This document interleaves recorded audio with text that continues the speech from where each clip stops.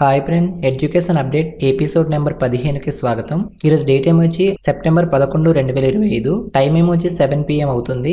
ఇప్పటి వరకున్న education updates అయితే ఇవి. మీరు మొదటగా చూసినట్లయితే ఇంటర్ పరీక్షల ఫీజులకు సంబంధించి ఇంటర్ పరీక్షల ఫీజు చెల్లింపునకు అవకాశం అయితే ఇచ్చారు. ఇంటర్మీడియట్ మార్చి 2026 పబ్లిక్ పరీక్షల ఫీజును ఈ నెల 15 నుంచి వచ్చే నెల 10వ తేదీ వరకు ఫీజు చెల్లించవచ్చని ఇంటర్ విద్యామండలి అధికారులు అయితే తెలపడం అయితే జరిగింది. ₹1000 లేట్ ఫీజుతో అక్టోబర్ 21 వరకు వీటి యొక్క ఫీజెస్ అయితే చెల్లించవచ్చు. మొదటి మరియు రెండో ఏడాది రాత పరీక్షకు సంబంధించి ₹600, అలాగే ప్రాక్టికల్స్ కి సంబంధించిన ఫీజు 275, మ్యాథమెటిక్స్ పరీక్ష రాసే బైపీసీ విద్యార్థులు మరో ₹165 అయితే చెల్లించాలి. రెండో ఏడాది వొకేషనల్ బ్రిడ్జ్ కోర్సులకు సంబంధించి ₹275 అయితే చెల్లించాలి. ఇంటర్ రెండేళ్లకు సంబంధించి ఒకేసారి పరీక్షలు రాయాలనుకునే వారు ₹1200 అయితే చెల్లించాలి. అలాగే ప్రాక్టికల్స్ కు ₹550 అయితే చెల్లించాల్సి అయితే ఉంటుంది. ఇప్పటికే ఇంటర్మీడియట్ పూర్తి చేసిన విద్యార్థులు మరోసారి పరీక్షలు రాయాలనుకుంటే ఆర్ట్స్ గ్రూపులకు సంబంధించి ₹1350, అలాగే సైన్స్ గ్రూప్ కి చెందిన విద్యార్థులు ₹1600 ఎగ్జామ్ ఫీజెస్ అయితే చెల్లించాల్సి అయితే ఉంటుంది.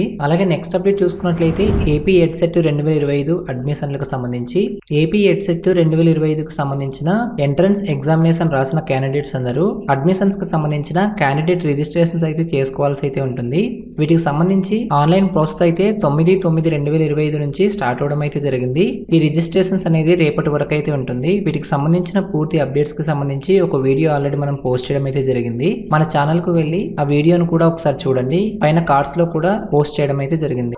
నెక్స్ట్ అప్డేట్ చూసినట్లయితే ఏపీపీఎస్సీకి సంబంధించి పీసీబీ ఏఈఈ ఫలితాలు అయితే విడుదల చేయడం అయితే జరిగింది. కాలుష్య నియంత్రణ మండలిలోని సహాయ పర్యావరణ ఇంజనీర్ పోస్టుల ఫలితాలు అయితే ఏపీపీఎస్సీ అయితే విడుదల చేయడం అయితే జరిగింది. ఈ ఏడాది మార్చి 25న కంప్యూటర్ ఆధారిత పరీక్ష నిర్వహించగా వీటికి సంబంధించిన ధృవపత్రాల పరిశీలన అనేది ఆగస్టు 19న అయితే నిర్వహించడం జరిగింది. ఉద్యోగాలకు ఎంపికైన 21 మంది అభ్యర్థులకు హాల్ టికెట్ నెంబర్లు అయితే వెబ్సైట్ లో అయితే పేర్కొనడం అయితే జరిగింది. వీటికి సంబంధించి 1:2 రేషియోలో క్యాండిడేట్స్ అయితే పిలవడం అయితే జరుగుతుంది. వీటికి సంబంధించి మీరు ఒరిజినల్ సర్టిఫికేట్ వెరిఫికేషన్ ఇక్కడ మెన్షన్ చేసిన అడ్రస్ లోకి వెళ్లాల్సి అయితే ఉంటుంది. వీటికి సంబంధించి ఇక్కడ అఫీషియల్ వెబ్సైట్ అయిన psc.ap.gov.in వెబ్సైట్ లోకి వెళ్లి వీటికి సంబంధించిన పూర్తి డీటెయిల్స్ అయితే తెలుసుకోగలరు. నెక్స్ట్ అప్డేట్ చూసుకున్నట్లయితే ఏపీపీఎస్సీకి సంబంధించిన అటవీ శాఖ జాబ్స్ కి సంబంధించి అటవీ శాఖలో తానేదారి పోస్టులకు సంబంధించి దరఖాస్తులను అయితే ఇచ్చారు. ఈ నోటిఫికేషన్ కి సంబంధించిన సెలక్షన్ ప్రాసెస్ అలాగే వేకెన్సీస్ వివరాలు వాటి యొక్క పూర్తి వీడియో మన ఛానల్లో ఆల్రెడీ పోస్ట్ చేయడం అయితే జరిగింది.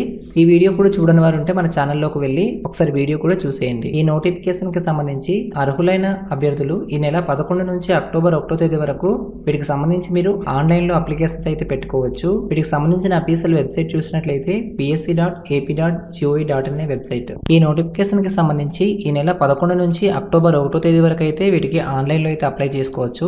వీటికి సంబంధించిన అఫీషియల్ వెబ్సైట్ చూసినట్లయితే psc.ap.gov.in వెబ్సైట్ లోకి వెళ్ళి మీరు ఆన్లైన్ లో అయితే అప్లై చేసుకోవచ్చు. అలాగే నెక్స్ట్ న్యూస్ చూసినట్లయితే నీట్ సూపర్ స్పెషాలిటీ పరీక్షను వాయిదా వేయండి అనేది ఇచ్చారు. కేంద్ర మంత్రికి లావు శ్రీకృష్ణదేవరాయలు లేఖ అనేది ఇచ్చారు. ఆంధ్రప్రదేశ్ అలాగే తెలంగాణతో పాటు ఇతర దక్షిణాది రాష్ట్రాలు మహారాష్ట్రలోని పీజీ 2022 విద్యార్థులకు తుది పరీక్షలు అయితే జరుగుతున్న నేపథ్యంలో నీట్ సూపర్ స్పెషాలిటీ పరీక్షను 1-2 నెలల పాటు వాయిదా వేయాలని అయితే కొందరు కేంద్ర వైద్య ఆరోగ్య శాఖ మంత్రి జేపీ నడ్డా గారికి అయితే కోరడం అయితే జరిగింది. ఆయన ఈ లేఖ మేరకు నీట్ సూపర్ స్పెషాలిటీ 2025 పరీక్షను నవంబర్ 7 మరియు 8 తేదీలో అయితే నిర్వహించేందుకు షెడ్యూల్ అయితే ఖరారు చేయడం అయితే జరిగింది. అదే సమయంలో ఆయా రాష్ట్రంలోని పీజీ మెడికల్ 2027 బ్యాచ్ విద్యార్థులకు సంబంధించి ఫైనల్ ఇయర్ ఎగ్జామినేషన్స్ కూడా అయితే ఉన్నాయి.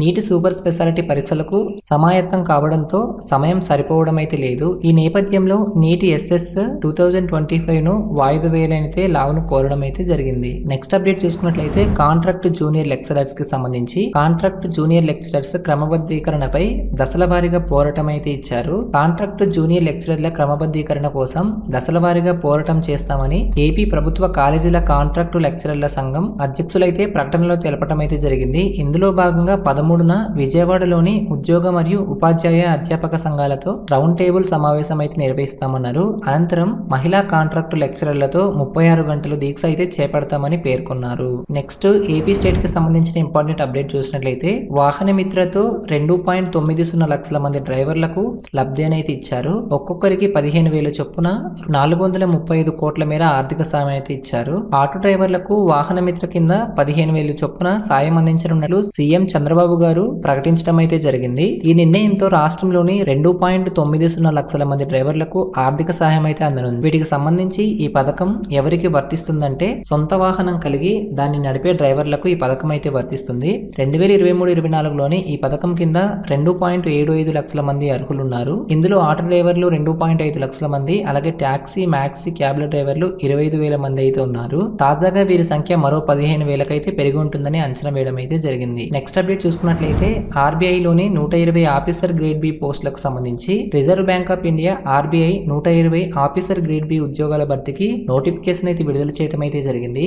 ఇందులో ఆఫీసర్స్ గ్రేడ్ బి జనరల్ కి సంబంధించి 83, ఆఫీసర్స్ గ్రేడ్ బి డిపిఆర్ కి సంబంధించి 17, అలాగే ఆఫీసర్స్ గ్రేడ్ బి డిసిఐఎం కి సంబంధించి 20 పోస్టులు అయితే ఉన్నాయి. ఈ పోస్టులను అనుసరించి సంబంధిత విభాగంలో డిగ్రీ మరియు పీజీ అయితే ఉండాలి. వీటికి సంబంధించిన ఏజ్ రిలాక్సేషన్ చూసుకున్నట్లయితే 1/9/2025 నాటికి 21 నుంచి 30 సంవత్సరాల లోపు అయితే ఉండాలి. వీటికి ఆన్లైన్ లాస్ట్ డేట్ చూసినట్లయితే 30/9/2025. వీటికి సంబంధించిన అప్లికేషన్ ఫీజెస్ చూసినట్లయితే జనరల్, ఓబీసీ మరియు ఈడబ్ల్యూఎస్ క్యాండిడేట్స్ కు 850, అలాగే ఎస్సీ, ఎస్టీ మరియు పీడబ్ల్యూడి క్యాండిడేట్స్ కి 100 రూపీస్ అయితే ఉంటుంది.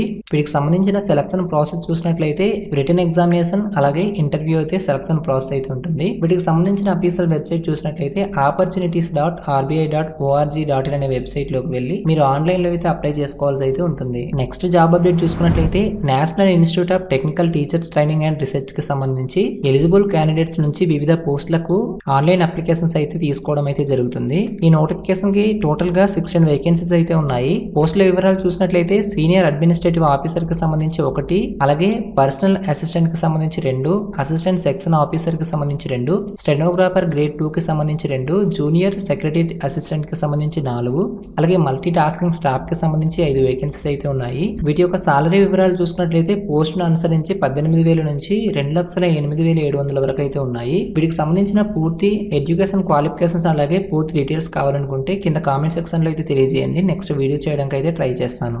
నెక్స్ట్ ఇంపార్టెంట్ కరెంట్ అఫైర్ చూసినట్లయితే సిపి రాధాకృష్ణన్ గారు వైస్ ప్రెసిడెంట్ ఆఫ్ ఇండియాగా గెలుపొందడం అయితే జరిగింది. ఈయన పూర్తి పేరు చూసినట్లయితే చంద్రపురం పొన్నుస్వామి రాధాకృష్ణ. ఈయన భారతదేశ 17వ ఉపరాష్ట్రపతి. 2025 సెప్టెంబర్ 9న జరిగిన ఎన్నికల్లో ఎన్డీఏ కూటమి అభ్యర్థిగా ఇతనైతే ఉపరాష్ట్రపతిగా గెలుపొందడం అయితే జరిగింది. తన సమీప ప్రత్యర్థి అయిన విపక్ష ఇండియా కూటమి అభ్యర్థి జస్టిస్ ముచ్చిరెడ్డి సుదర్శన్ రెడ్డిపై 152 ఓట్ల మెజారిటీతో ఈయన విజయాన్ని అయితే సొంతం చేసుకోవడం అయితే జరిగింది. ఈయన తమిళనాడు రాష్ట్రం నుంచి ఉపరాష్ట్రపతి పదవిలో 3వ వ్యక్తిగా అయితే గుర్తింపు పొందడం అయితే జరిగింది. ఇక్కడ నుంచి కూడా మీకు కాంపిటేటివ్ ఎగ్జామ్స్ లో ఇంపార్టెంట్ బిట్ అడిగే ఛాన్సెస్ అయితే ఉన్నాయి. అలాగే నెక్స్ట్ కరెంట్ అఫైర్ చూసినట్లయితే నేషనల్ స్టాక్ ఎక్స్చేంజ్ ఎన్ఎస్ఈ కి సంబంధించి నూతన చైర్మన్ గా ఇంజేటి శ్రీనివాస్ గారు అయితే నియామకం పొందడం అయితే జరిగింది. Injeti Srinivas was appointed as the chairman of the National Stock Exchange on 19th September 2025. Injeti Srinivas 9 September 2025న నేషనల్ స్టాక్ ఎక్స్చేంజ్ ఎన్ఎస్ఈ కి సంబంధించి